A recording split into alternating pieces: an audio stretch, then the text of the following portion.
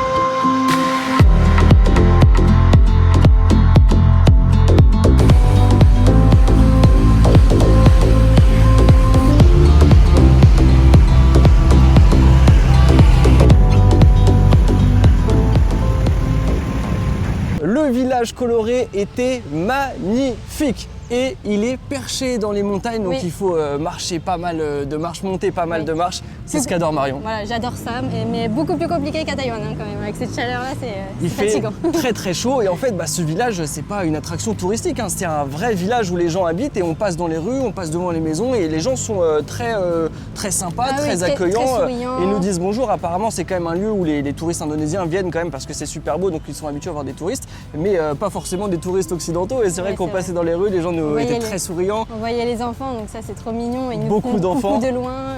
Ouais, et un même peu timide, mais trop mignon. Et même après dans la rue, on marchait, on a vu plein d'enfants qui nous faisaient coucou. Il y en a même qui nous ont dit ouais venez et tout, parce qu'on était de l'autre côté de la route. Marion a été les saluer, leur demander leur nom et tout, c'était tout mignon. Et donc après on s'est baladé un petit peu dans la ville, on a marché à peu près 25-30 minutes. Les rues sont super belles, les gens sont très gentils, très souriants.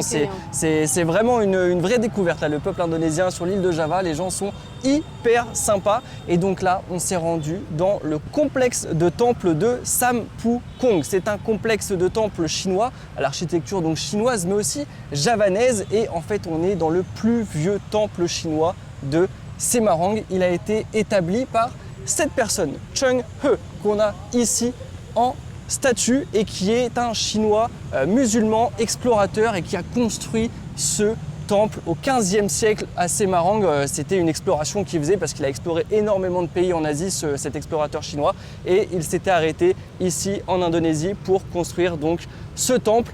Il est super beau. Enfin, je dis île, mais c'est un complexe de temples, hein. Il y en a vraiment beaucoup. On va vous filmer tout ça et ensuite on va retourner dans les rues de Semarang, se balader en coucher de soleil. J'espère qu'il y aura un coucher de soleil sympa. Dans tous les cas, les rues sont super belles, les gens sont super gentils et je pense qu'on va très bien manger. À tout à l'heure.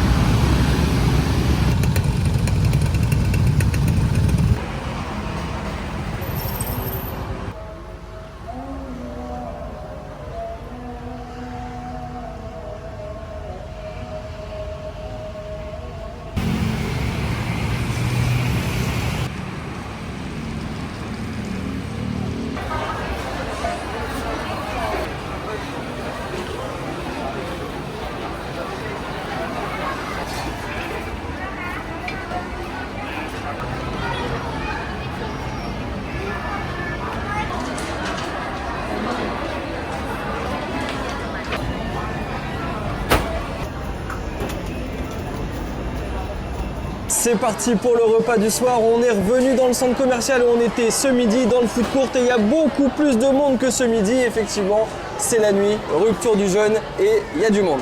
On s'est posé dans un resto là juste derrière de lamian. Les lamian, ce sont des nouilles chinoises, des nouilles de blé fraîches étirées par le cuisinier. On les a vues là, les nouilles préparées par le cuisinier.